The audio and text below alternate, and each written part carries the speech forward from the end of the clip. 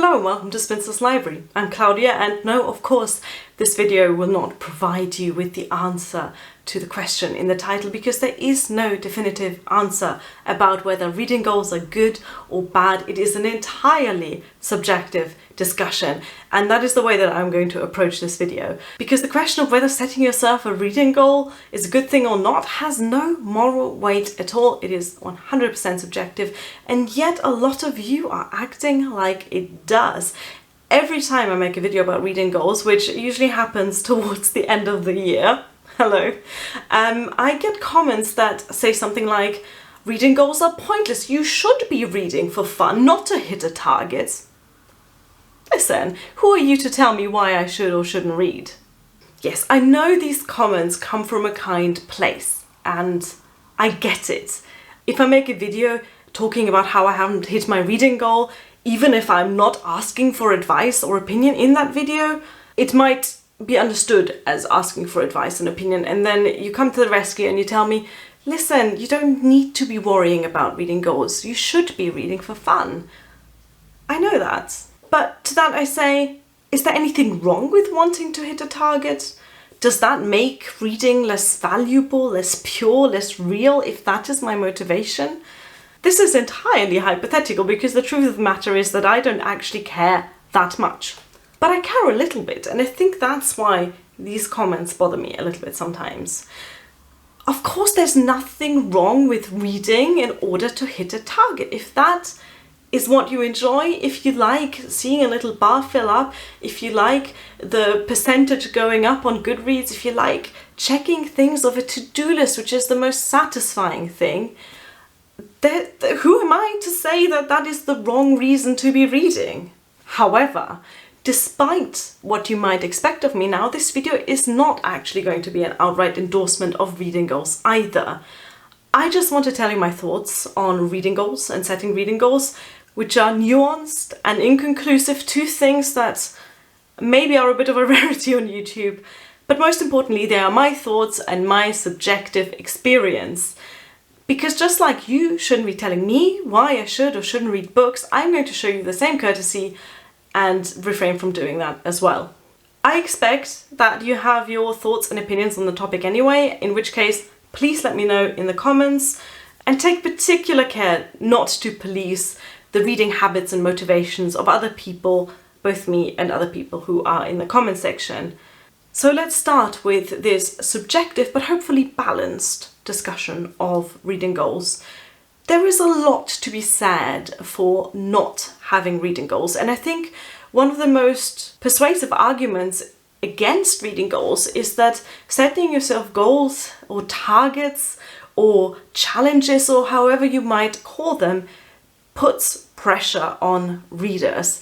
If I set myself a certain number goal, like for example this year I set myself the goal of 60 books, and I'm now so far from reaching that goal that Goodreads has started telling me I need to read a book and a half every day in order to reach the goal by the end of the year. Yeah, of course that is in the back of my mind, and it puts pressure on me. The pressure that puts, though, is entirely subjective, and in my case I would say it's more like a little sort of boop kind of pressure, instead of something that is, actively throwing me to the ground. So the pressure is there, but it is fairly insignificant in my case, but it might not be in your case. And if you're someone who's stressed by targets and goals instead of motivated and lifted up, then reading goals might do more harm than good for your peace of mind. Another negative effect of reading goals is that they can lead to a sort of competitiveness, and that can be you being in competition with yourself or being in competition with other people. I try not to let it on, but there is a serious sense of inadequacy that I feel when I see other people's reading wrap-ups, or when I see them post a book review 3 times a week, or when I see them fill up their Goodreads challenge beyond 350% of what they'd set themselves. I know that it's silly, and I know that I shouldn't be comparing myself to others, but it is part of human nature that we do. And every time I see one of my favorite booktubers just check another book off the list, I wonder, why am I not like that? How come I can't read as quickly as she does? Why am I so lazy and I don't get as much done? And that is a really toxic attitude if you let it fester. And again, I try not to do that. I am slightly exaggerating here as well in this video. It's not like I scroll through my Bookstagram and feel entirely deflated by it. But especially being on BookTube and being part of this community and making my reading so public, it does open up some vulnerabilities that I feel. And I have to say that these are entirely self-inflicted and that they are not due to outside pressure. I have never in my entire BookTube career, and if you follow me on Twitter, you might know I get a not insignificant amount of troll comments and hate comments, but I have never had a comment on my videos that tells me I'm not reading enough. I have never heard anyone complain to me that I don't talk about enough book, that I don't read fast enough, that I don't hit my reading goals. That is just not a thing that matters to you guys, and I know that. The kind of competitiveness and the sense of comparison comes entirely from within myself. That is something that is easy enough to deal with because I am aware of it, but I can imagine that maybe some people who are new to the book world on the internet, whether that be on Instagram or on YouTube or on Twitter or on TikTok, where apparently there is also a bookish community, I can imagine people new to these communities feeling that sense of competitiveness and projecting it onto other people instead of realizing that it is usually entirely from within. The final downside of reading goals for me is that I feel a sense to read quickly. And we all know that rushing through a book is not usually the most satisfying way to enjoy it. If I keep looking at the page number and just trying to get through it as quickly as possible, I might not savor the book as much as if I just didn't care about the time it takes me to finish the book. And that is something that's I've just come up with as a downside of setting yourself reading goals, but that doesn't really affect me personally. I don't really feel that need to speed through a book. I am a slow reader, I know that about myself. I prefer slow-paced books. I prefer books that require you to take some time with them and that don't rush through the plot. And if the book doesn't rush through the plot, then I don't usually feel the need to rush through the book. Does that make any sense even? So with all of these downsides, why do I still insist on setting myself reading goals year after year, even when I fail to hit them like I've done for this year and last year?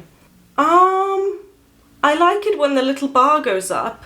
That's my main goal. I like seeing the numbers go up. I like to-do lists. I like habit trackers. I like bucket lists. I like anything that shows a sort of defined thing that you have to accomplish, that you have to check off. I love that.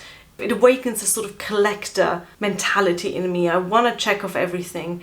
I want to get through the things. I want to cross things off and complete lists. And that motivates me even if I know that I'm likely not going to get to that point.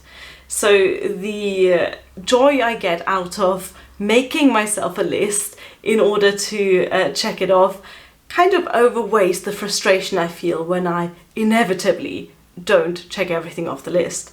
And that is, again, very personal to me. I know other people don't get anything out of making to-do lists. I know my husband doesn't care for to-do lists or bucket lists or reading challenges or anything like that at all. It's just not what motivates him. But it really works for me. Even before I joined Goodreads and realized that there was such a thing as the Goodreads challenge, I remember reading Jane Austen's Emma, and one of my favorite bits was when Emma and her friend Harriet Smith discuss reading lists. and they make these elaborate long lists about what they're going to read this summer. They never get to those books, but you can tell that making the list is most of the fun, and I feel the same way as well. I have been making lists in my childhood diaries, in my textbooks. You could ask me for the top 5 of anything and I would probably be able to give you a ranked listing. I don't know, top 5 biscuits, top 5 Beatles songs. I like lists. I don't think I'm unique in that. I think that's fairly popular. I think that's a large part of the early success of BuzzFeed, is that they made lists that people just enjoyed looking through. Another reason why I like setting myself a reading goal is because it allows for really easy record keeping and tracking of what I'm reading. I'm talking now specifically of the Goodreads challenge page, where you can see what you've read in a year in a really nice overview, and I like that aspect of looking back and seeing what I have read recently. And similarly, I like making, favorites lists at the end of the year about my favorite books, and I feel like setting myself a goal at the beginning of the year and then talking about my reading experiences at the end of the year are kind of bookends of my reading year. It helps me categorize my reading in a way that I find really satisfying and pleasing. Another upside of making reading goals for me is that it helps me see changes over time. And this is the flip side of the negative part that I spoke about earlier. Earlier I spoke about competitiveness and comparing yourself to your previous self, but there is also an upside to that, and that is seeing changes in my reading behavior. I went from reading over 50 books in one year to reading not even half that the next year. Why is that? What has changed? It helps me keep a record of the changes in my own reading behavior. Of course, the number of books that I read in a year isn't what makes up my overall reading quality looking back. But again, I like, for example, comparing a reading year where I hit my reading goal, but my average rating was only 2.5 stars, to a reading year where I only read a third of my reading goal, but my rating average was much higher than that. The numbers give me a way of assessing and evaluating my reading behavior in a very practical and easily grasped way. So there are upsides and downsides to making reading lists. For me, the downsides are really minor. I've kind of dug deep and I've maybe slightly overplayed them for this video, but overall, they just don't bother me as much. And the upsides, on the other hand, give me a lot of joy and a lot of pleasure. And that is such a personal combination. And for someone else, that could be completely different. You might be watching this and say, wow, I could not do this at all. Just the pressure of having to hit a target would be so much that I couldn't find joy in reading anymore. And that is totally fine. And that is totally real, because it is such a subjective experience. But please, please stop commenting on my or anyone else's videos. You shouldn't be setting yourself goals. You should be reading for fun only, because that definition of fun might be very different from your definition of fun. And that is the final agenda for this video. Actually, that's not true. The final agenda for this video is that I ask you to check out my merch store and my Patreon if you aren't familiar with them yet. Link in the description box. That is my real agenda. But otherwise, let me know what you think about reading goals. And please, remember, you can only talk to your own experience. You can't actually talk about the experience or the motivations of others. Thank you for watching. Bye.